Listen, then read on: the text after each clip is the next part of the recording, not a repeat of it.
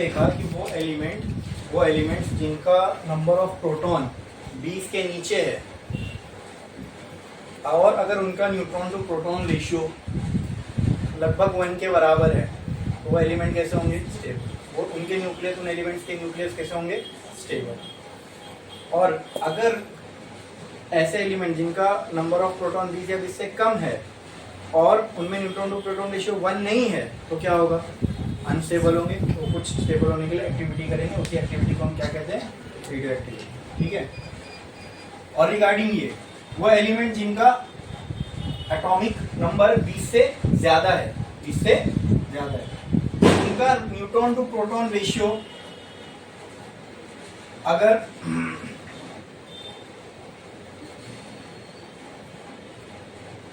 1 से बड़ा या फिर 1.6 से छोटा है या इसके बीच में लाई करता है तो ऐसे मटेरियल, इससे पहले मैंने कहा था कि 1.6 रहेगा, ठीक है, उसको करेक्ट कर लो अपने दिमाग में भी, अगर बुक में लिखे हो तो वो भी 55। ठीक है, समझ में आया? ऐसा एलिमेंट जिनका न्यूक्लियस का न्यूट्रॉन टू प्रोटॉन रेशियो 1 और 1.6 के बीच में लाई करता हो तो वो क्या माने जाएंगे? स्टेबल। ठीक है, तो ये Ag सिल्वर का है ना शायद सिंबल, तो it is one of the stable elements. अच्छा, इसकी Z की वैल्यू देखो 20 से ज्यादा है और न्यूट्रॉन टू प्रोटॉन रेशियो क्या 1 से 1.6 के बीच में लाई कर रहा है। ठीक है, Fe का बताओ क्या होगा? 56 और यहाँ 26 शायद, है ना? तो इसमें नंबर ऑफ प्रोटॉन बताओ कितने होंगे? नंबर ऑफ न्यूट्रॉन 30, बराबर। इसका न्यूट्रॉन टू प्रोटॉन रेशियो कितना आएगा बोलो? मारो कैलकुलेट, कोई निकालो फोन, कैलकुलेट करके बताओ। 30 डिवाइड बाय 26 कितना आएगा? 1.15। क्या 1 और 1.6 के बीच में आ रहा है? Iron is considered to be one of the most stable element. कैसा ये? मोस्ट स्टेबल है, मोस्ट स्टेबल। क्लियर? अब ऐसे एलिमेंट जो जिनका नंबर ऑफ प्रोटॉन 20 से ज्यादा है, ठीक है, और उनका न्यूट्रॉन टू प्रोटॉन रेशियो या तो 1 से कम है या 1.6 से ज्यादा है, तो क्या वो स्टेबल होंगे? नहीं। तो वो कुछ एक्टिविटी करेंगे क्या होने के लिए? स्टेबल होने के लिए। और इसी एक्टिविटी को हम क्या कहते हैं? तो रेडियो एक्टिविटी होना मतलब न्यूक्लियस की कुछ एक्टिविटी करना। न्यूक्लियस की कुछ एक्टिविटी करना मतलब न्यूक्लियस के अपने अंदर से कुछ बाहर फेंकना। ठीक है, अब वो या तो अल्फा पार्टिकल हो सकता है, बीटा पार्टिकल हो सकता है, या गामा एमिशन हो सकता है। ठीक है, कब कौन सी चीज होगी वो अभी हम देखने वाले हैं। बोलो क्लियर है? तो एक लाइन छोड़ो, स्टार डालो और लिखो रेडियो एक्टिविटी। रेडियो एक्टिविटी, इसके लिए पहले कुछ पॉइंट्स बोलता हूं, वो लिखो radio activity.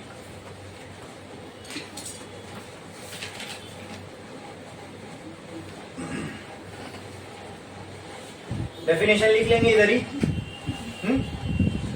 In order to attain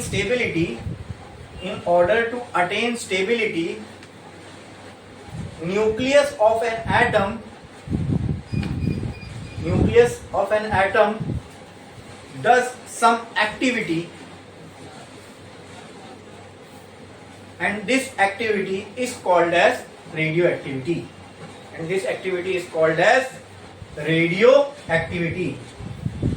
एक लाइन छोड़ के लिखो, radio activity is a nuclear phenomena. Nuclear phenomena, इसका मतलब क्या दोस्तों? रेडियो एक्टिविटी एक न्यूक्लियर फिनोमिना, इसका मतलब ये जो कुछ हो रहा है ये कहाँ होगा? न्यूक्लियस में होगा, न्यूक्लियस से होगा। इसमें बाहर का कोई लेना देना नहीं है। ये कौन सा फिनोमिना है? न्यूक्लियर फिनोमिना है। ठीक है, न्यूक्लियस के अंदर से जो भी चीज हो रही है न्यूक्लियस के अंदर से होगी। ठीक है, that is why it is a nuclear phenomena. बोलो क्लियर है? अब लिखो सम, एक लाइन छोड़ो, स्टार डालो, लिखो some points related to radioactivity. Some points related to radioactivity. Point number one. देखो point number 1.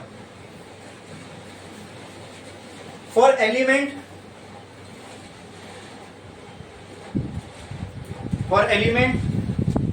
ये लिखो ब्रैकेट में, Z less than equal to 20,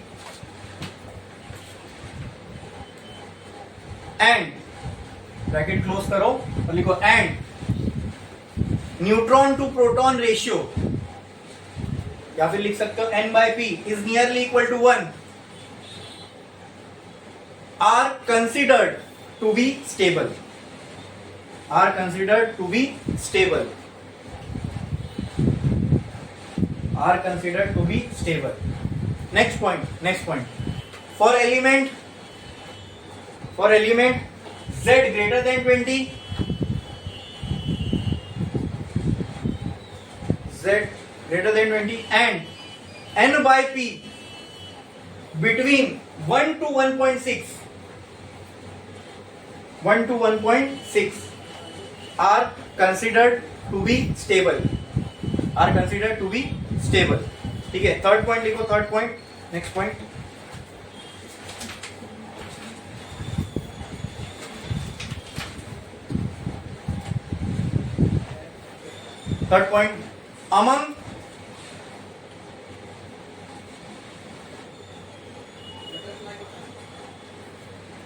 among the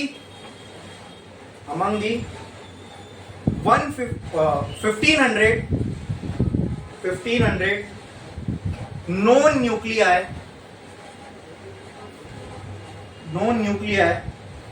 less than 260 are stable.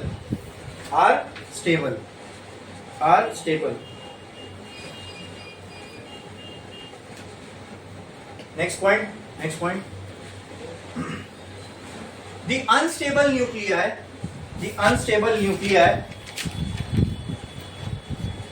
performs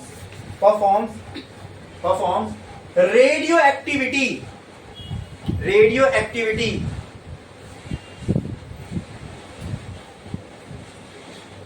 by emitting alpha particle, beta particle, gamma radiations to attain stability.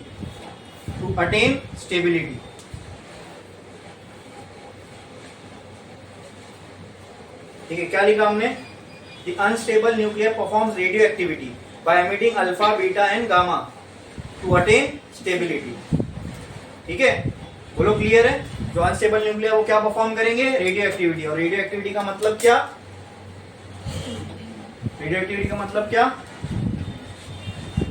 The emission of alpha, beta और gamma radiation from the nucleus to attain stability is called as radioactivity. तो ये radioactivity का एक और definition लिखो, नीचे star डालो, लिखो रेडियो एक्टिविटी. वो तो बहुत ही लॉजिकल और समझने वाला डेफिनेशन था. अब अगर एकदम इसको डीप में समझे कंसेप्चुअली तो क्या है? The emission of alpha, beta and gamma from the nucleus, the emission of alpha, beta and gamma from the nucleus in order to attain stability is called as radioactivity.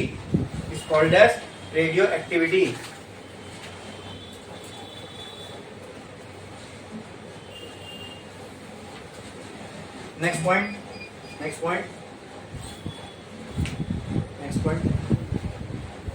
The rate of emission of alpha, beta and gamma is independent of temperature, pressure,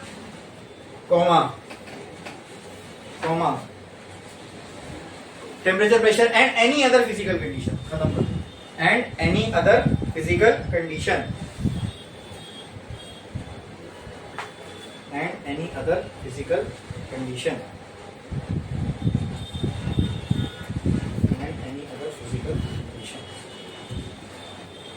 लिखा आपने? बोलो clear है? अब आओ देखते हैं हमने क्या क्या लिखा है. For element z equal to और less than 20 and neutron to proton ratio 1 के बराबर, तो वो क्या माने जाएंगे? स्टेबल. फिर जिनका n 20 के ऊपर है उनका स्टेबल होने के लिए न्यूट्रॉन टू प्रोटॉन रेशियो 1 और 1.6 के बीच में होना चाहिए, वो होंगे स्टेबल। इनके अलावा जो है वो अनस्टेबल। तो लगभग एक 1500 न्यूक्लिया हमें पता है। अब बोलोगे सर एलिमेंट तो 118 ही है, अरे भाई आइसोटोप्स, आइसोबार्स वो सब भी तो है ना। हाँ, तो ये सब मिला के हमें लगभग 1500 न्यूक्लिया मालूम है। उनमें से कितने स्टेबल है, मतलब इन कंडीशंस को कौन सेटिस्फाई कर रहे हैं, सिर्फ 260 या उससे कम, मतलब nearly 75 to 80% nuclei known to us are unstable. तो जो अनस्टेबल है वो क्या होने की कोशिश करेंगे, स्टेबल। तो the unstable nuclear performs radio activity by emitting, stable होने की कोशिश करेंगे क्या करके, रेडियो एक्टिविटी। और रेडियो एक्टिविटी का मतलब क्या, क्या एमिट करना, न्यूक्लियस का alpha beta and gamma particle का एमिट करना। बोलो क्लियर है, बोलो क्लियर। तो नेक्स्ट में हमने वही लिखा, what is radio activity, the emission of alpha beta and gamma from the nucleus. ठीक है, अब ये जो रेट ऑफ एमिशन है अल्फा, रेट ऑफ एमिशन का मतलब टाइम के साथ अल्फा बीटा गामा का निकलना, ये इंडिपेंडेंट है टेम्परेचर प्रेशर। मतलब अगर कोई रेडियो एक्टिविटी, मान लो कोई न्यूक्लियस है उसमें से अल्फा पार्टिकल निकल रहा है और 1 सेकंड में अगर 10 निकल रहा है या जो भी उसके जो निकलने का रेट है वो बाहरी कंडीशन से उसको कोई फर्क नहीं पड़ता। यही एलिमेंट को लेके जाके अंटार्कटिका के सबसे कोल्डेस्ट प्लेस पे रख दोगे तो भी एमिशन वैसी होगा जैसे यहाँ पे हो रहा था, या किसी बहुत हॉट जगह पे लेके जाके रख दोगे तो भी एमिशन वैसी होगा जैसे अभी हो रहा था। ये न्यूक्लियर फिनोमिना, इनको फिजिकल बाहर की कंडीशन से कोई फर्क नहीं पड़ता। Clear, clear. हाँ, अब एक एक करके एमिशन देखेंगे। सबसे पहला देखो, पहले हमको यहाँ तक समझ में आना चाहिए न्यूक्लियस क्या था, समझ में आया। अब न्यूक्लियस दो तरीके, न्यूक्लियस या तो स्टेबल हो सकता है या तो अनस्टेबल। स्टेबल है तो कुछ नहीं, वो सुकून में, वो अपना खुश है, उससे हमें कोई लेना देना नहीं है। प्रॉब्लम किससे होगी, जो अनस्टेबल है। अब ऐसे न्यूक्लियस जो अनस्टेबल है तो वो स्टेबिलिटी क्यों अनस्टेबल है वो सब हमने यहाँ समझा। ठीक है, ये बाय ऑब्जर्वेशन एक्सपेरिमेंटली ये देखा गया कि जिनमें Z की वैल्यू इससे ज्यादा है और न्यूट्रॉन टू प्रोटॉन रेशियो ये नहीं है, वो एक्चुअली में उनसे कुछ एमिशन होता हुआ दिखा हमें। तो हमने उसको एक्सप्लेन करने की कोशिश, तो उसका एक्सप्लेनेशन हमने क्या दिया कि दीज न्यूक्लियस आर अनस्टेबल। और ये ऐसा क्यों कर रहे हैं, क्योंकि इन्हें स्टेबल होना है। तो ये जो एक्टिविटी करते हैं स्टेबल होने के लिए, हम क्या कहते हैं, रेडियो एक्टिविटी। और रेडियो एक्टिविटी में क्या होता है, या तो अल्फा पार्टिकल एमिट हो रहा होगा, कुछ तो एमिट होगा। ठीक है, रेडियो एक्टिविटी मतलब कुछ तो एमिट होगा, कहां से, न्यूक्लियस में से। और वो एमिट होने वाली चीज क्या हो सकती है, ये तीनों में से कोई भी। कौन कौन सी, अल्फा बीटा गामा है। तो अल्फा एमिशन, बीटा एमिशन या गामा एमिशन हो रहा होगा। बोलो क्लियर है। तो अभी सबसे पहले टाइप ऑफ एमिशन और सबसे पहली टाइप ऑफ रेडियो एक्टिविटी हम देखने जा रहे हैं, which is called as alpha particle emission. तो स्टार्ट डालो और लिखो alpha particle emission, alpha particle emission. डालिए आपने हेडिंग अल्फा पार्टिकल एमिशन। ठीक है, तो अब इसमें ना मैं उल्टा आता हूं, पहले आपको सिंबल बता देता हूं। हमने सब एटॉमिक पार्टिकल को वैसे देखा था, मास, चार्ज और सिंबल। जी, पहले इसके बारे में भी ये तीनों चीजें देख रहे, इसका मास, इसका चार्ज और इसका सिंबल। तो अल्फा पार्टिकल का जो मास होता है, मास, उसके बाद क्या आएंगे, इसके चार्ज पे, फिर इसका अल्फा पार्टिकल का जो मास है दैट इज 4 AMU। 4 AMU का मतलब इसके न्यूक्लियस में कितने न्यूक्लियॉन्स होंगे, तब 858 में 10 मिनट बाद कितना होगा, 9 का। ठीक है, 4 AMU। और इसका जो चार्ज होता है दैट इज प्लस 2E के बराबर, प्लस। तो क्या मैं इसको +2 का चार्ज दूं, चलेगा? ये दो फंडामेंटल। अब इसका सिंबल बनाओ, सब एटॉमिक पार्टिकल है, यहाँ पे क्या आएगा, मास, यहाँ पे क्या आएगा, चार्ज। अल्फा पार्टिकल को हम कैसे रिप्रेजेंट कर सकते हैं, बोलो इसका मास कितना है, 4 AMU का, और चार्ज कितना है, 2 का। बोलो क्लियर। ऐसा कोई एलिमेंट है पीरियोडिक टेबल में जिसके पास 2 प्रोटॉन होते हैं, कौन है, हीलियम। तो जैसा हमने एक प्रोटॉन वाले को, हाइड्रोजन को हमने एक प्रोटॉन था, इसलिए क्या नाम था उसका, प्रोटॉन के जैसा रिजेंबल हो रहा था, इसलिए प्रोटॉन की जगह पे हम हाइड्रोजन सिंबल यूज करते हैं। उसी तरह अल्फा पार्टिकल की जगह कहीं कहीं पे आपको ये भी देखने को मिलेगा, समझे। Alpha particle resembles as a nucleus of helium, समझ में आया। लेकिन हम ये वाला यूज करेंगे, ठीक है। ऐसा अल्फा पार्टिकल नहीं कर रहा, मतलब ये नहीं कर रहा। बोलो क्लियर है। अच्छा, इसका मास 4 AMU है। इसका मतलब क्या, अल्फा पार्टिकल का मतलब ये इसमें पॉजिटिव तो 2 चार्ज है, 4 AMU मतलब इसमें 2 प्रोटॉन है और 2, तो 4 AMU मास भी तो आना चाहिए ना, तो 2 तो प्रोटॉन से आ रहा है, बाकी तो कहां से आ रहा है, तो एक न्यूट्रॉन भी 1 AMU के बराबर होता है। तो इसमें टोटल 4 सब एटॉमिक पार्टिकल्स है। कौन कौन से, 2 प्रोटॉन 2 न्यूट्रॉन, और जो पॉजिटिव चार्ज आ रहा है इसका कहां से आ रहा है, 2 प्रोटॉन से आ रहा है। समझ में आया, इसलिए इसको हम इस तरीके से लिखते हैं। क्लियर है? ये होता है अल्फा पार्टिकल। समझ में आया? क्लियर? कोई डाउट है इसके अंदर? बोलो। अल्फा पार्टिकल का मास पूछे तो कितना है, 4 AMU, चार्ज कितना है, +2e के बराबर, मतलब +2 के बराबर। क्लियर? तो इसको मैं ऐसा भी लिख देता हूँ, चलो, 2 × 1.6 × 10⁻⁻90 कूलम या फिर +2, 2 फंडामेंटल चार्ज के बराबर, तो +2। क्लियर है? समझ में आया? तो लिख लो, पहले अल्फा पार्टिकल का नाम, एड्रेस सब लिख लो, फिर इसको देखेंगे कैसा होता है, क्या होता है, पहचान, इसकी शक्ल क्या इसकी, ये इसके स्पेसिफिकेशंस है। ठीक है?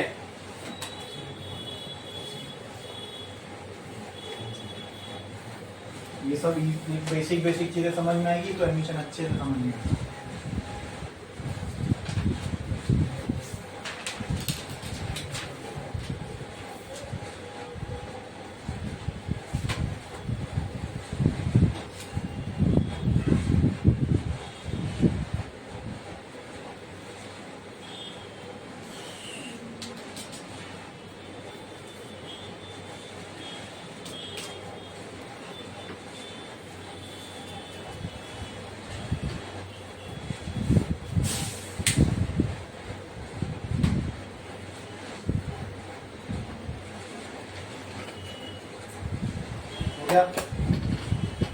देखिए, अब इसको पढ़ते पढ़ते देखेंगे अल्फा एमिशन होता क्यों, और अच्छे से तब समझ में आएगा। ठीक है?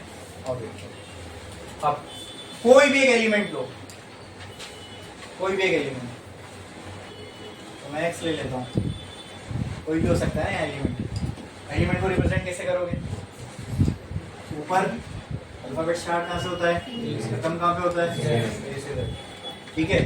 इसमें से निकला अल्फा पार्टिकल, क्या निकला, अल्फा एमिशन हो रहा है। यहाँ से क्या हो रहा है, तो अल्फा एमिशन हो रहा है, मतलब चार्ज कितने से कम होगा, 2 से, मास कितने से कम होगा।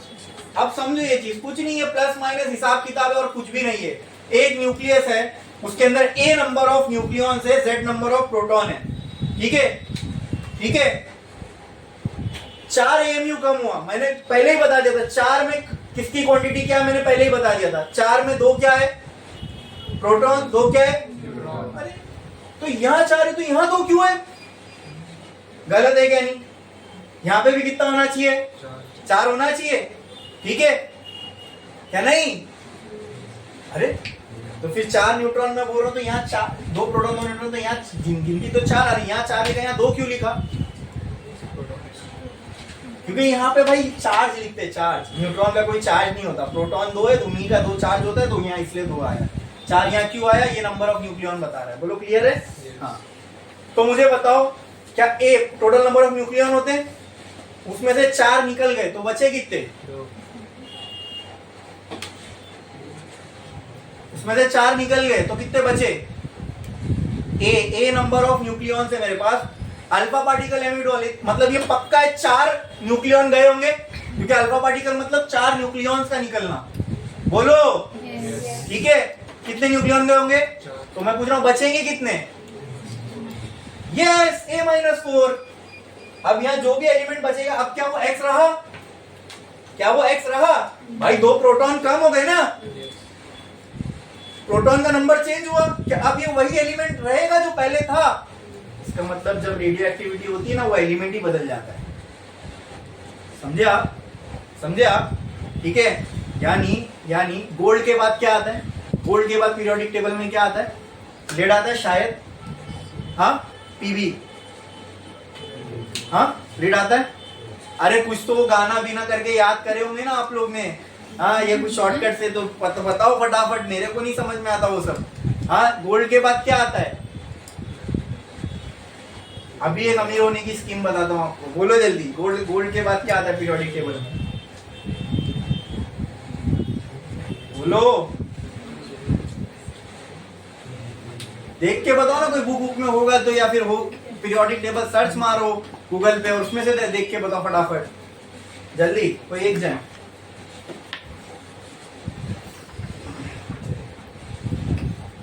अपने को ये तो समझ में आया ना कि न्यूक्लियस में से अगर कोई चीज बाहर निकलेगी तो न्यूक्लियस के अंदर का कंटेंट बदल रहा है। तो अब अगर ये X का एटम था और इसमें से अल्फा पार्टिकल निकला, तो अब ये X एलिमेंट रहेगा क्या? नहीं। अब इसमें नंबर ऑफ प्रोटॉन बदल गए, तो नंबर ऑफ प्रोटॉन बदलने से एलिमेंट चेंज हो जाएगा। तो अब ये वो एलिमेंट रहा क्या? नहीं। तो क्या मैं बोल सकता हूँ ये एलिमेंट Y बन जाएगा, और ये Y एलिमेंट का जो A होगा वो A-4 जो भी होगा वो होगा। देखो यहाँ A, इसमें से 4 गया तो A-4 यहाँ आ जाएगा, और Z में से कितना जाएगा? 2 प्रोटॉन कम हुए, मतलब यहाँ प्रोटॉन की गिनती में कितनी कमती होगी? तो ये हो जाएगा Z-2, ये जो भी एलिमेंट होगा वो हो जाएगा। ठीक है, एक ये तरीका है इसको लिखने का। केमिकल रिएक्शन लिखते हो, ये न्यूक्लियर रिएक्शन है। कुछ डिफिकल्ट था? वो केमिकल रिएक्शन बहुत होगा डिफिकल्ट, या बहुत को समझ में नहीं आता है, लेकिन आप बताओ ये जो अभी मैंने तरीका बताया, क्या इससे कुछ डिफिकल्ट लग रहा है न्यूक्लियर रिएक्शन को समझना और बनाना? हाँ हाँ, एक और तरीका इसका ये, X एलिमेंट है, A और Z है। दूसरा, कभी बोला रहेगा कि इसमें से अल्फा पार्टिकल निकला, मतलब न्यूक्लियस, यानी समझ जाइए न्यूक्लियस टूटा 2 भाग में, अल्फा पार्टिकल में और Y एलिमेंट में। तो क्या मैं ऐसा लिख सकता हूं, अल्फा पार्टिकल प्लस Y, ये दोनों मिलके ये न्यूक्लियस बन रहे, इन दोनों को जोड़ दूंगा तो फिर से यही बनेगा ना। कुछ मुश्किल है इसको समझना। अल्फा निकला मतलब यहां से क्या निकला होगा? 4 AMU का मास, 2 AMU का, वहां क्या बचेगा? A में से 4 गया, Z में से 2 गया। यही होते हैं न्यूक्लियर रिएक्शन की इक्वेशन। मुश्किल था समझना? बोलो। ये तो इसमें डिफिकल्ट है, एक्चुअल क्वेश्चन मिलेगा ना उसमें और आसान लगेगा। उल्टा ये अननोन में थोड़ा, ये भी डिफिकल्ट नहीं है, लेकिन फिर भी ये याद रखना है, एक्चुअल जब वैल्यू आएगी और आसान हो जाएगा। लो इधर पे, ठीक है। अब मैंने आपको एक यूरेनियम का न्यूक्लियस दे दिया, ठीक है। एक यूरेनियम का आइसोटोप है जिसका एटॉमिक मास नंबर 238 है और एटॉमिक नंबर 92 है। मैं बोल रहा हूं इसमें से अल्फा एमिशन हो रहा है। क्या हो रहा है? अल्फा एमिशन हो रहा है। ओके, ठीक है। अच्छा, ये भी समझाता हूं पहले, अल्फा एमिशन होता क्यों है। तो मुझे पहले ये बताओ, इसमें नंबर ऑफ प्रोटॉन कितने? 92। नंबर ऑफ न्यूट्रॉन कितने? 146। न्यूट्रॉन टू प्रोटॉन रेशियो क्या होगा इसका? 146 डिवाइडेड बाय 92। Tell me.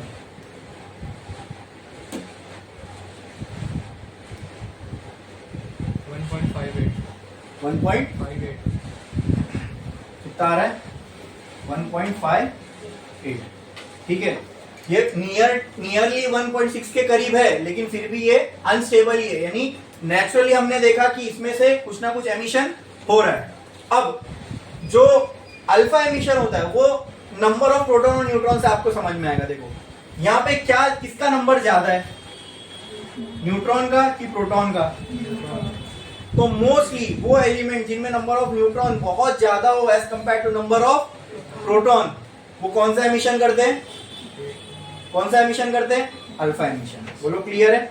ये हैवी एलिमेंट्स है, तो ये हैवी पार्टिकल अपने में से बाहर निकालेंगे। विच इज बोलो अरे बोलो, कौन सा एमिशन? Alpha emission. ठीक है, और मैंने तो आपको पहले ही बताया 83 के बाद सारे क्या है? अनस्टेबल है। तो 83 के बाद वो क्राइटेरिया भूल जाओ, वो 1.66 वाली। ठीक है, 83 के बाद सारे हैवी हो जाते हैं एलिमेंट्स। ठीक है, तो उनके अंदर नंबर ऑफ प्रोटॉन और न्यूट्रॉन की गिनती के हिसाब से एमिशन होगा। इसमें आपको यहाँ साफ साफ दिख रहा है क्या ज्यादा? नंबर ऑफ न्यूट्रॉन ज्यादा है। जिसमें नंबर ऑफ न्यूट्रॉन ज्यादा है कौन सा एमिशन करेंगे? Alpha emission. सिंपल सी बात है। देखो अल्फा एमिशन यहाँ से होगा तो कितने? 2 प्रोटॉन कम हो रहे हैं, 2 न्यूट्रॉन कम हो रहे हैं, 4 से मास का कम हो रहा है। बहुत हैवी एलिमेंट है, उसकी वजह से क्या होगा? ओवरऑल न्यूक्लियस का भी मास नीचे आ जाएगा, हाँ, और वो स्टेबिलिटी की तरफ जाने लगेगा। क्लियर है? अच्छा, अब इसमें से मान लो अल्फा एमिशन हुआ। अल्फा एमिशन का होना मतलब 4 AMU का मास, 2 AMU का चार्ज, क्या बचेगा? कुछ तो बचेगा। इसमें बताओ, 4 इसमें से लेस करोगे कितना आएगा? 234, और यहाँ पे 2, तो क्या होगा? ये पीरियोडिक टेबल का कौन सा एलिमेंट है? अरे जो लेस होके बचा, दिस इज थोरियम। ठीक है, ठीक है। और दूसरा तरीका इसको लिखने का वो कुछ ऐसा है, जैसे मैंने ये बताया था, यूरेनियम है 238 92, इसमें से अगर ये न्यूक्लियस स्प्लिट हुआ तो दो हिस्सों में बटा, एक अल्फा पार्टिकल और दूसरा जो नया एलिमेंट बना वो, तो ये हो गया अल्फा पार्टिकल 4 AMU2 का चार्ज, प्लस क्या बचेगा थोरियम 234 और ये 90। अरे बोलो क्लियर है? हाँ,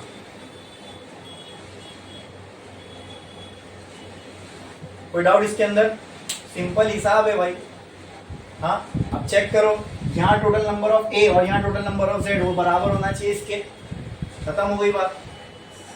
वो एलिमेंट कौन सा बनने वाला है वो भी आपको याद रखने की जरूरत नहीं है, आपको खाली माइनस करना है, कोई ना कोई पीरियोडिक टेबल के एलिमेंट ये नंबर से मैच होगा ही होगा। ठीक है। हाँ, तो अब बताओ, गोल्ड का देख के बताया मुझे, गोल्ड के बाद क्या आता है? मर्क्यूरी आता है। हाँ, जस्ट बात।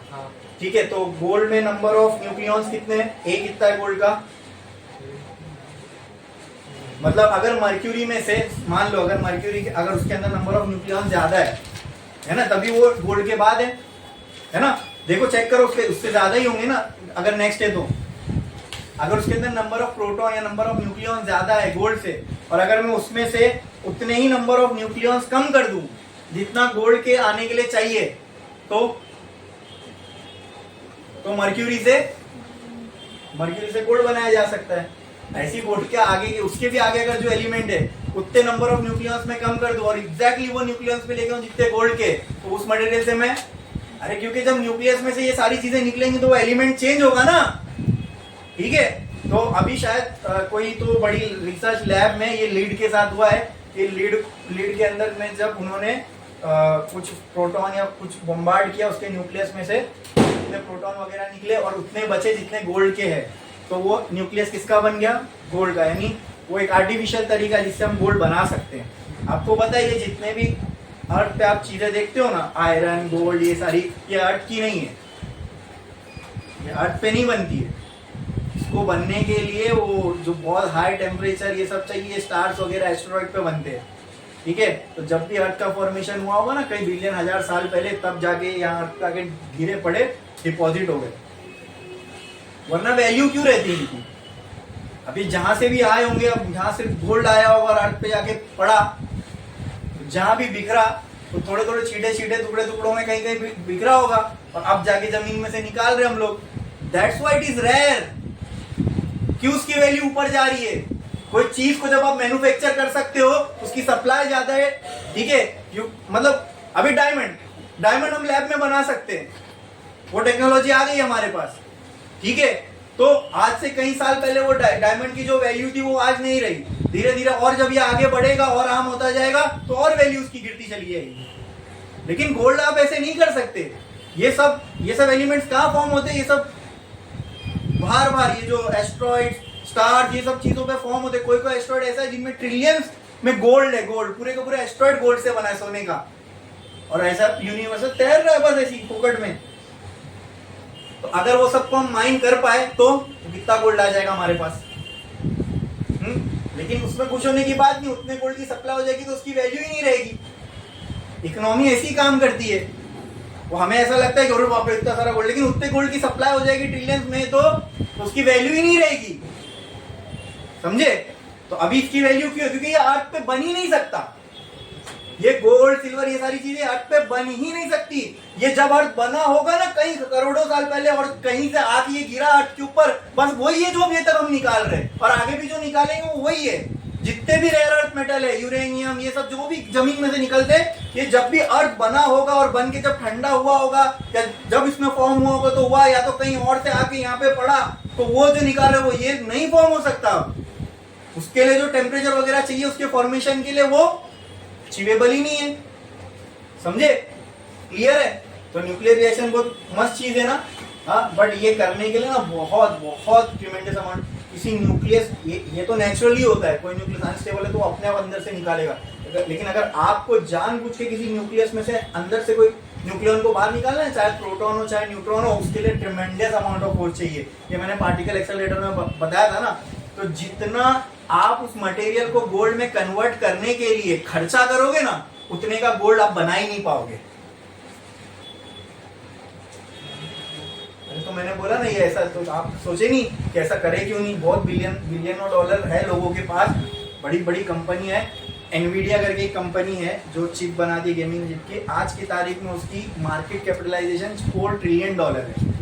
यानी वो कंपनी को अगर पूरा खरीदेगा कोई तो उसकी क्या वैल्यू है, $4 ट्रिलियन। और मैंने बताया ना 1 ट्रिलियन मतलब 1000 बिलियन, 4000 बिलियन। तो मतलब ऐसे लोग, वो पैसा एक्चुअल में ऐसा लिक्विड नहीं है, वो स्टॉक के फॉर्म में होगा, लेकिन हाँ उनके पास उतना कैश भी होगा कि ये सारी चीजें वो कर सके, तो करे क्यों नहीं, करे क्यों नहीं। बताया ना मैंने आपको, वो करने के लिए जो एनर्जी चाहिए, जो सेटअप लगाना पड़ेगा, उससे जब आप गोल्ड उतना निकाल पाओगे वो उतना होगा ही नहीं जितना आपने खर्चा किया है। तो इंसान बहुत शाना है। डायमंड का देख लो, चाइना में ऐसी फैक्ट्री लगी हुई है, ऐसे लाइन से, क्या बोलते हैं, असेंबली लाइन, जैसे कार को बनाने के लिए डायमंड वहां मैन्युफैक्चर होते हैं रोज के रोज। मालूम पड़ गया ना इंसान को भाई, ये जो अर्थ के अंदर कंडीशन बनती है डायमंड को बनाने के लिए, डायमंड यहाँ बनता है अर्थ में, ये गोल्ड वोल्ड ये सब चीजें यहाँ अर्थ की नहीं है। That's why it is rare, that's why it is valuable, समझे। और एक साल में तो देखो, मतलब मेरे को ऐसा पिछले साल से लेके अब तक जो गोल्ड की वैल्यू में चेंज आया ना, मुझे ऐसा लगता है कि 10 साल में होना चाहिए, 10 साल में। लगभग पिछले साल के नवंबर में, हाँ नहीं उससे पहले था, 2 साल पहले कुछ 44 या 43,000 गोल्ड की वैल्यू थी, नहीं 62 के लगभग थी, 22 कैरेट्स की। अब कहाँ पहुंच गई है, 1,20,000 शायद पार हो गई, 1,15,000 पार तो मैंने खुद देखा था, पता नहीं हो सकता है 1,20,000 हो गई, डबल से भी ज्यादा हो गई, डबल से भी ज्यादा। यानी जिसने 2 साल पहले भी गोल्ड लिया हुआ ना, उसको 100% रिटर्न मिल गया। 1 लाख लगाया तो 2 लाख पा लिया होगा। तो उसको गोल्ड को हासिल करने का मालूम पड़ गया ना साइंटिफिक तरीका। बोलो कब कर रहे, कब करते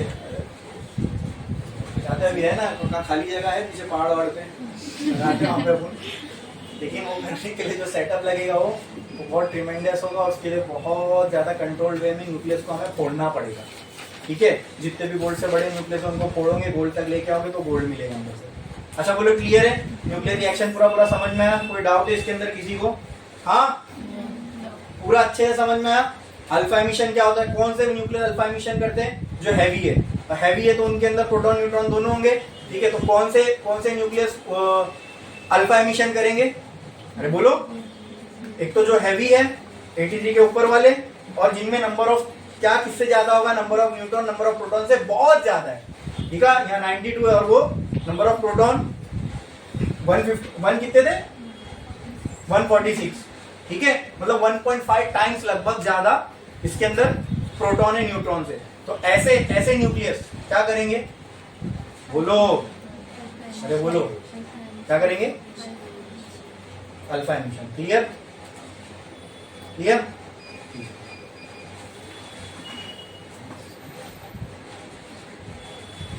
देखो अल्फा एमिशन, पहले ये लिखो, फिर ये इसका एग्जाम्पल में लिखना, एग्जाम्पल।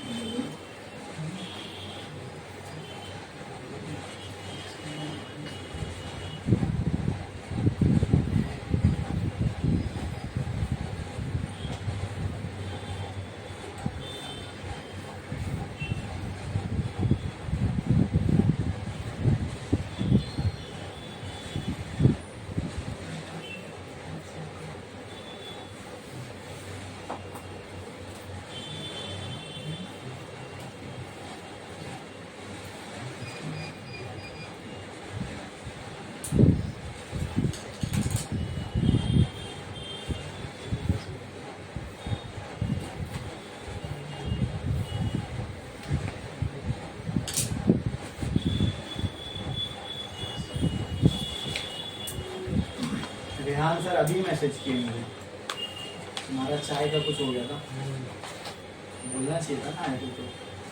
तो कॉल किया था, कॉल भी नहीं, 468 तुम्हारा number.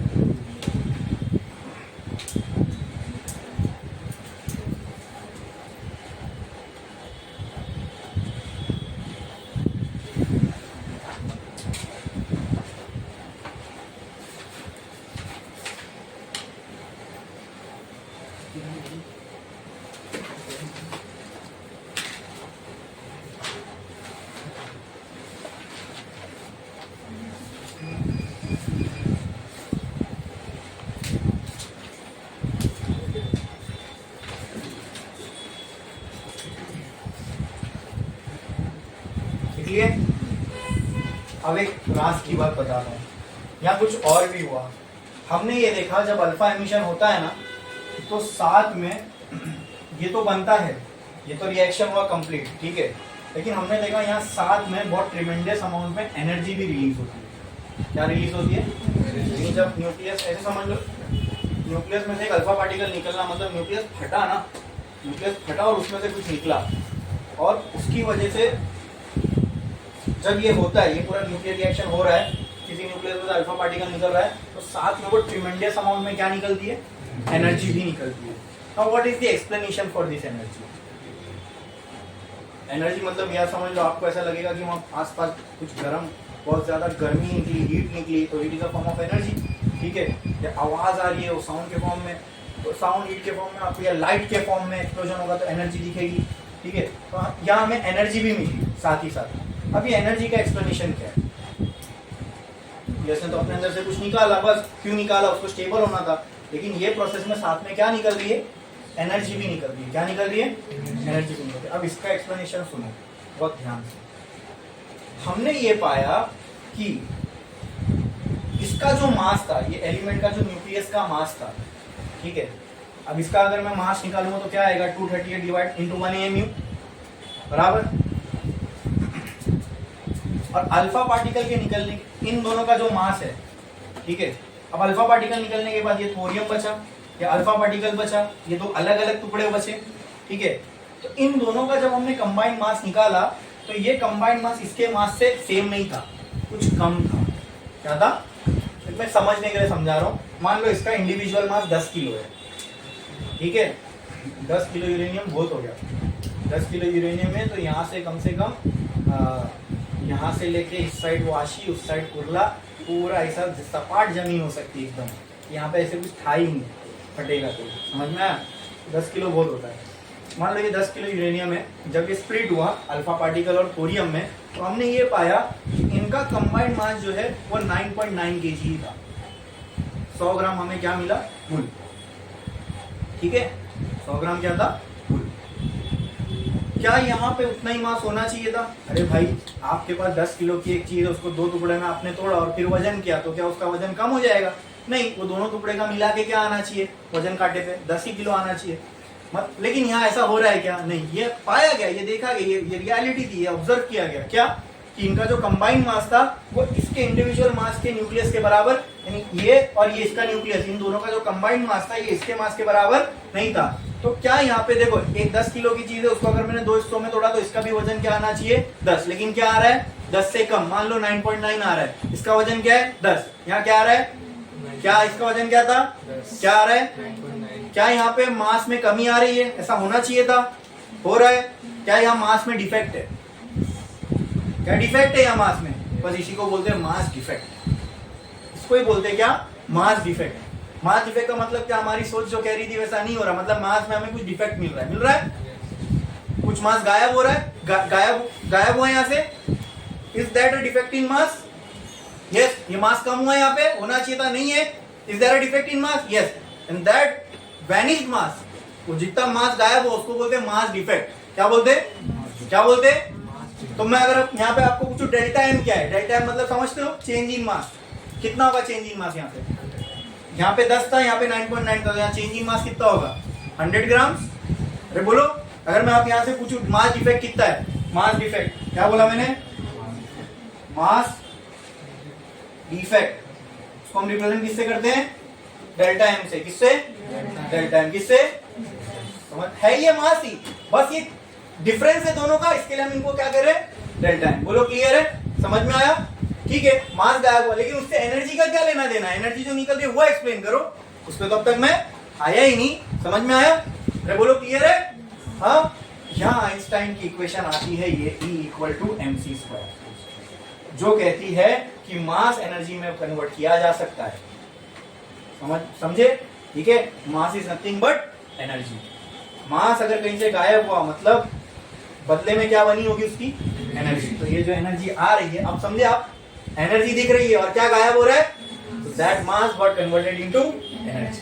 That mass got converted into energy. आई बात समझ में? ये जो मास गायब हुआ तो मास डिफेक्ट, जो एनर्जी दिख रही है, दिस इज बिकॉज ऑफ अब इसको अगर मैं एक लाइन में बोलना तो the energy which is observe during the alpha particle emission is due to mass defect. अब एकदम भारी भारी वर्ड में बोलेंगे हम लोग इसको, है ना, एकदम आम भाषा में तो समझ लिए कि भाई मास गायब हुआ, 100 ग्राम इधर, 10 किलो इधर, 9 किलो इधर, 100 ग्राम गायब, 5 किलो, सब समझ लिए, ठीक है। अब थोड़े भारी भारी वर्ड यूज करते हैं। क्या?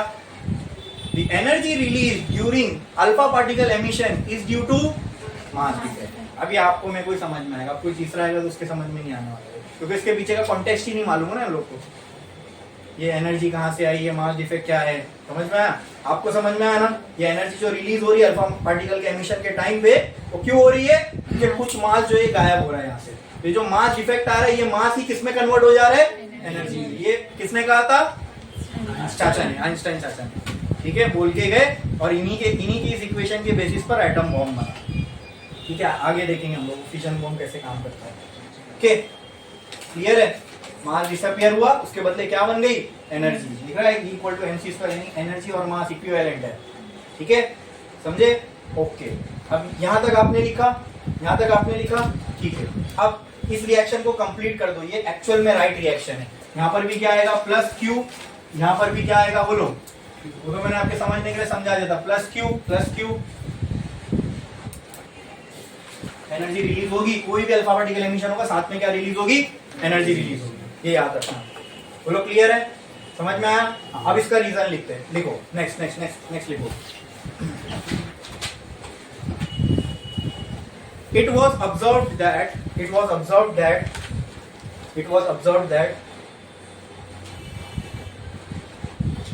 the combined mass of alpha particle and अच्छा, एक और बात, अब आगे टर्म्स यूज करना है ना, इसके लिए देखो, ये न्यूक्लियस किस में से निकला? इसमें से। इस न्यूक्लियस को जन्म किसने दिया? इसने। तो ये हो गया पेरेंट न्यूक्लियस, इसको बोलते हैं डॉटर न्यूक्लियस, ठीक है। सन क्यों नहीं? क्योंकि भाई अगले को पैदा करने की क्षमता डॉटर के ही पास है, सन के पास नहीं है। अब इसमें से अगर कुछ न्यूक्लियस डिसइंटीग्रेट होगा तो ये पेरेंट बन जाएगी, उसमें से एक और डॉटर न्यूक्लियस। बोलो, समझ में आया? तो ये कौन सा न्यूक्लियस है? Parent nucleus. ये कौन सा न्यूक्लियस है? Daughter nucleus. तो क्या लिखा हमने? इट वॉज डेवलप, क्या लिखा है? अच्छा, it was that combined mass of alpha particle and daughter nucleus, it was observed that combined mass of alpha particle and daughter nucleus। तो अब ये डॉटर न्यूक्लियस नहीं कर रहे, तो लिख रहे, तो अब आपके समझ में आ रहा है ना डॉटर न्यूक्लियस मतलब क्या? हाँ, it was observed that the combined mass of alpha particle and daughter nucleus was क्या ऑब्जर्वेशन हुआ? कम था, ज्यादा था, बराबर था, क्या था? Was less than parent nucleus, was less than parent nucleus, ठीक है। नेक्स्ट पॉइंट लिखो, next point,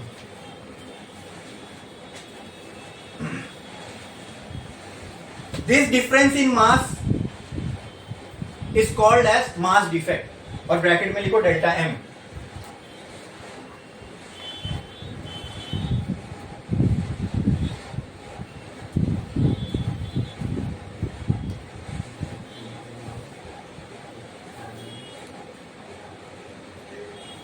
Next, third line.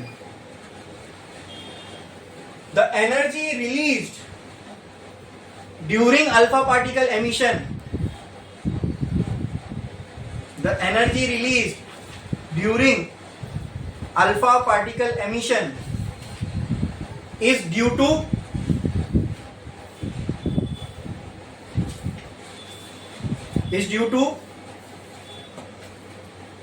the mass defect.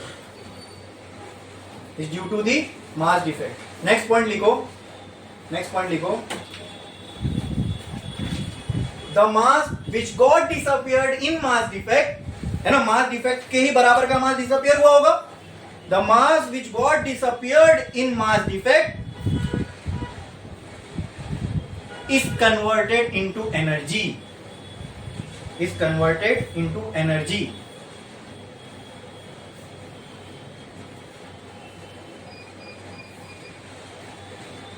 Converted into energy.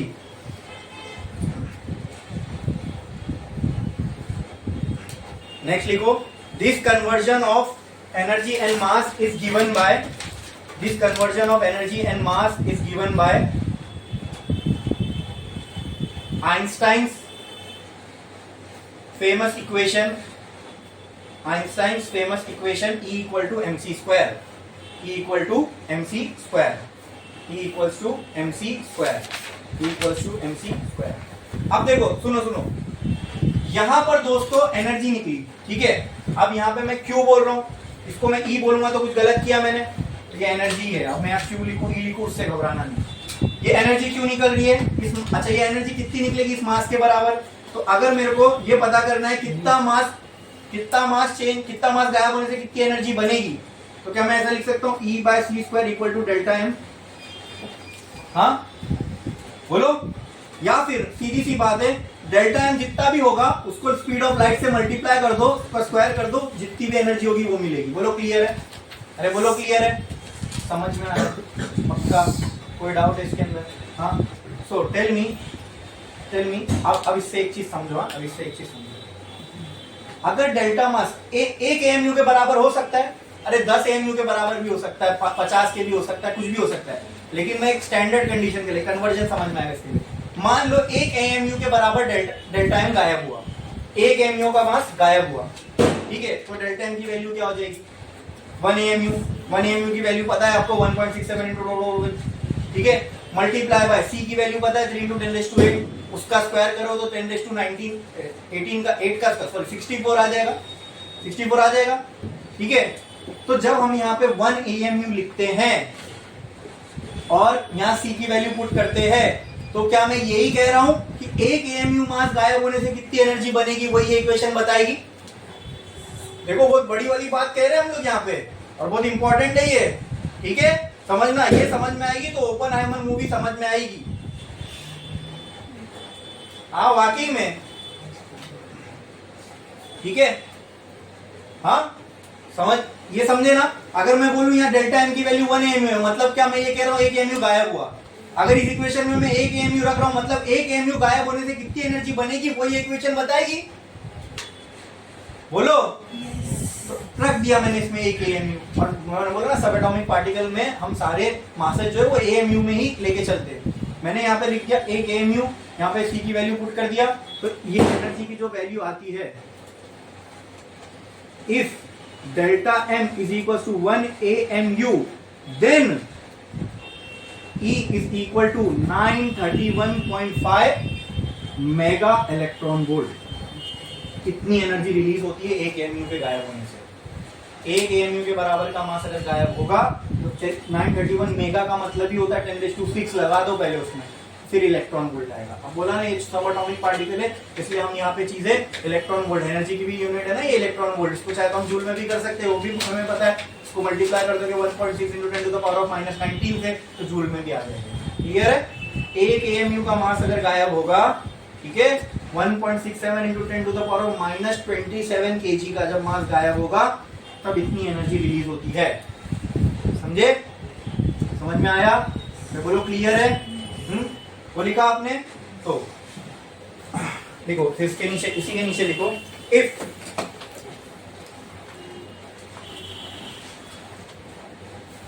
one AMU of mass gets disappeared,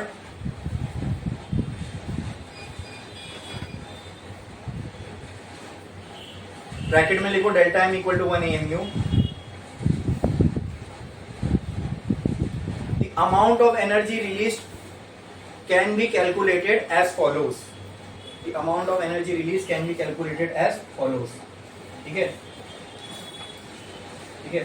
ये इक्वेशन लिखो, ये इक्वेशन लिखो, और फिर ना इसके बाद एक काम करना, ये लिख देना E equal to 1 AMU into, अब C की जो वैल्यू है 1 AMU ना, 1 AMU की जगह मैं 1.67 इंटू 10⁻⁻27 एसआई में पुट किया, ये 3 इंटू 10⁸ द होल स्क्वायर, ये भी एसआई में। ये लिखो बस, इसको सॉल्व नहीं करना, बस इसको ऐसे ही लिखो, नीचे ये लिख देना, ये इक्वेशन लिखो। सुनो, फिर if delta M equal to AMU लिखो, फिर उसके बाद ये लिखो, उसके बाद फाइनली ये लिखो,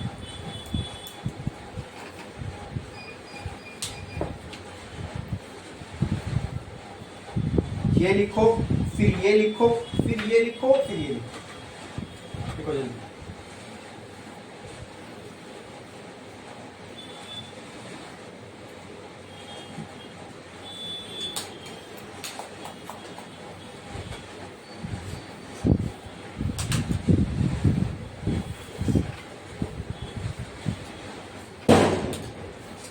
तो देखो हम कितने अच्छे अच्छे कंसेप्ट पे पहुंच गए न्यूक्लियस के। कहाँ से शुरुआत की थी, व्हाट इज न्यूक्लियस, एक छोटी सी जगह है, सारा पॉजिटिव चार्ज है, इतना बेसिक से स्टार्ट किया, अब हम कहाँ पहुंच गए पता चला। हम वहाँ से इतने बेसिक से नहीं 8-9 की डेफिनेशन से हम अब न्यूक्लियर रिएक्शन सॉल्व कर रहे हैं, एक एएमयू से कितनी एनर्जी बनेगी वो पता लगा रहे हैं।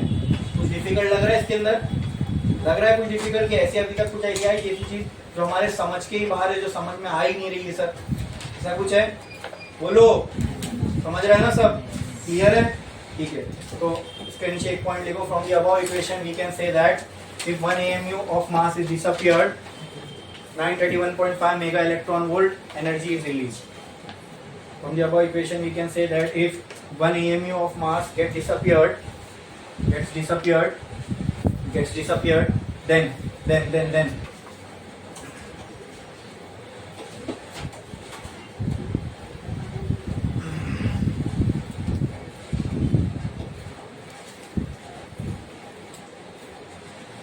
this much amount of energy is released.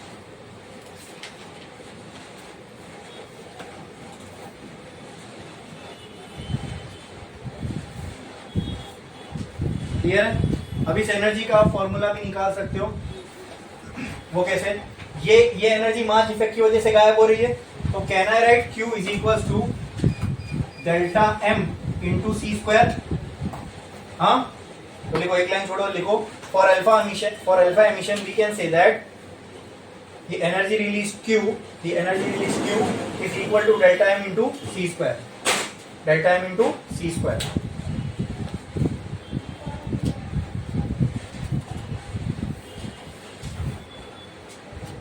ठीक है, अब मुझे बताओ वेयर डेल्टा M क्या होगा? डेल्टा M किसका डिफरेंस है? मास ऑफ पेरेंट न्यूक्लियस।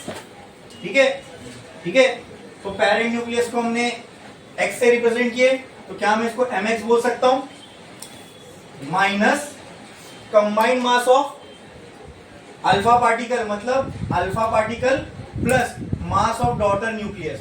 इन दोनों का इसमें से इन दोनों का कंबाइंड मास माइनस करूंगा तो ही मुझे मास डिफेक्ट मिलेगा। अरे बोलो, क्लियर है? समझ में आए तो पहले वर्ड्स में लिखो, delta M is equal to mass of parent nucleus, bracket में लिखो mass of parent nucleus, mass of parent nucleus, mass of parent nucleus, bracket में minus combined mass of alpha particle and daughter nuclear, alpha particle and daughter nucleus. अब इसको ये form में लिख लो, देखो parent nucleus को हमने x बोला है, अल्फा पार्टिकल का मान m अल्फा, डॉटर न्यूक्लियस को y बोला है, तो mx माइनस अल्फा। ठीक है, अब Q की इक्वेशन क्या बन जाएगी? Now Q will be equal to ऐसा हो जाएगा mx minus m alpha plus my into ये ब्रैकेट क्लोज, फिर समझ में आया? ठीक है, ये इक्वेशन लिखो Q की, this is the energy release due to mass defect, या फिर this is the energy release while alpha emission. Right, एकदम क्लियर है? हाँ, ये टॉपिक इस तरीके से आपको नहीं समझाए जाएंगे कहीं पर भी। ठीक है, तो यहाँ पे जो हो रहा है इसको ध्यान से समझो। क्लियर, समझ में आया? पक्का? कोई भी डाउट है इसके अंदर? बोलो, पक्का क्लियर है पूरा? ठीक है,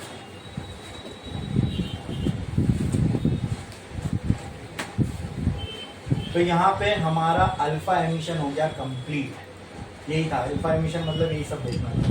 कोई डाउट है इसके अंदर? अब आपको एग्जाम में क्वेश्चन कैसे आ सकते हैं इस पे सुनो। ऐसा ही आपको कोई भी एक एलिमेंट दे देगा और एरो डाल के बोलेगा यहाँ अल्फा, ये एक साइन बना देगा बस, वो ये सब फोर टू कुछ नहीं मिलेगा वहाँ, सिर्फ अल्फा लिखा होगा। अब आपको बताना चाहिए वहाँ अल्फा लिखा है मतलब क्या, वो ये कहना चाह रहा है ये पेरेंट न्यूक्लियस है, इसमें से अल्फा पार्टिकल निकला, अब आगे का तुम लिखो। तो अब इजी है, यहाँ से 4 माइनस करना है, यहाँ से 2 माइनस करना है, बस वहाँ पे वो लिखना है, प्लस डाल के क्यू बना के एरो डाल देना, खत्म। यही आते प्रॉब्लम है कि 2-2 मार्क्स के लिए। अरे इवन एंट्रेंस में ऐसे क्वेश्चन आते हैं, ठीक है, मतलब इतना आसान नहीं होगा। उसमें क्या होगा मालूम है, यहाँ एरो डाल के ऐसा कुछ देखो, यहाँ एरो में अल्फा बनाएगा, ठीक है, फिर यहाँ समथिंग वाई आएगा, फिर यहाँ एरो बना के ऐसा बनाएगा, फिर यहाँ समथिंग जेड आएगा। तो क्या करना है, यहाँ से अल्फा एमिशन हुआ, इसमें से बीटा एमिशन हुआ, बताओ फाइनली क्या बचा, बस ये करना है, समझे। अब ये वो नहीं कर सकता जिसको इतने बेसिक चीजें नहीं मालूम है, खाली प्लस माइनस करना है क्या कुछ मुश्किल। अब दिखने में ये इक्वेशन बड़ी खतरनाक और भयानक लगती है ना, क्योंकि सब ग्रीक अल्फाबेट्स यूज हुए, हाँ, alpha beta gamma Y Z, कुछ समझ में आ नहीं रहा है, लेकिन है कितना आसान, सिर्फ प्लस माइनस करना और कुछ भी नहीं करना, इतने आसान क्वेश्चन होते हैं, ठीक है, क्लियर है। तो ये थी अपनी पूरी अल्फा एमिशन की कहानी। बोलो इसमें किसी को कुछ डाउट है, ये चीज सबको अच्छे से समझ में आई, कुछ भी डाउट है इसके अंदर बोलो, शर्माओ मत, पूछो। मास इफेक्ट समझ में आया पक्का। अब बीटा एमिशन मुझे स्टार्ट करना है, लेकिन एक्चुअली में बीटा एमिशन में 2 टाइप के बीटा एमिशन होते हैं, एक होता है पॉजिटिव बीटा एमिशन और एक होता है negative beta emission. Beta emission अपने आप में 2 टाइप के, एक पॉजिटिव वाला और एक नेगेटिव वाला, ठीक है, लेकिन वो एक भी स्टार्ट करूंगा तो पूरा खत्म करेंगे तो ही मजा आएगी, क्योंकि उसमें 2 है, और वो जब 2 समझ में आएगा तभी गामा रेडिएशन आगे पढ़ पाएंगे हम लोग, ठीक है, ठीक है। तो आज के लिए बस अपन इतना ही रखते हैं।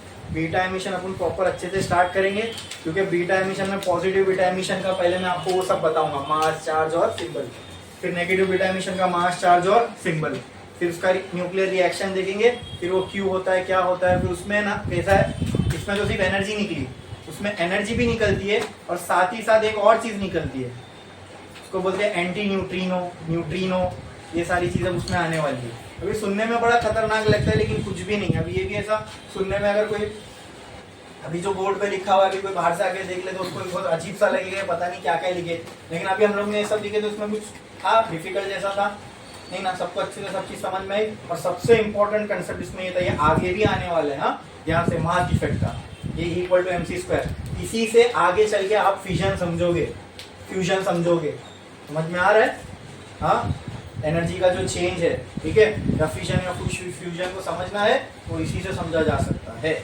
ठीक है, इस इक्वेशन से। बोलो अगर आंसर ये इक्वेशन देता ही नहीं तो दुनिया को एटम बम शायद मिलता ही नहीं।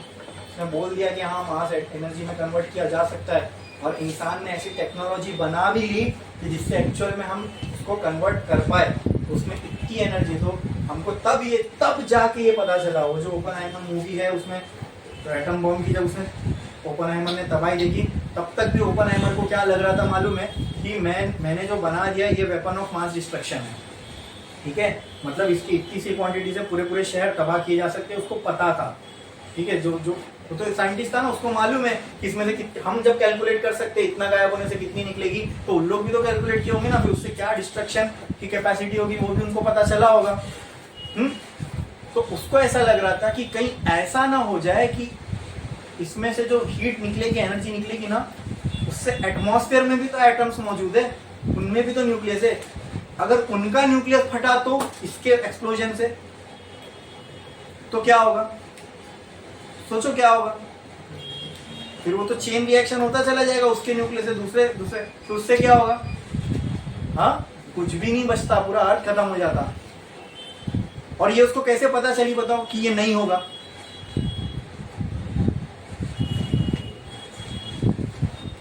कैसे पता चली, कुछ उसने कैलकुलेशन वगैरह किया होगा ना इसका, कि नहीं इतनी एनर्जी रिलीज नहीं होगी कि उससे एटमॉस्फेयर के न्यूक्लियस फ्यूज होने लग जाए, समझ में आया, कुछ कैलकुलेशन किया होगा, नहीं, ये उसको फोड़ के मालूम पड़ा।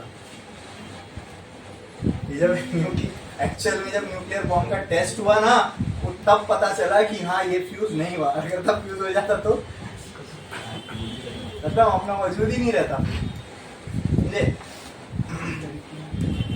समझ में आया ना मास डिफेक्ट की इक्वेशन। अच्छा इसको निकालना भी कुछ मुश्किल था नहीं भाई, मास का डिफरेंस ही तो करना है। इसका मास ज्यादा था, इन दोनों का मिला के कम था, दोनों के मास को माइनस कर दिया, उन दोनों का मिला के इससे माइनस कर दिए, खत्म। और उसको उठा के इस इक्वेशन में रख दो, पूरी आगे। बोलो क्लियर है, कोई भी डाउट है इसमें? तो यहाँ तक हमारा क्या कंप्लीट हो गया, रेडियो एक्टिविटी में अल्फा एमिशन का पार्ट हो गया कंप्लीट। कौन कौन सा बचा?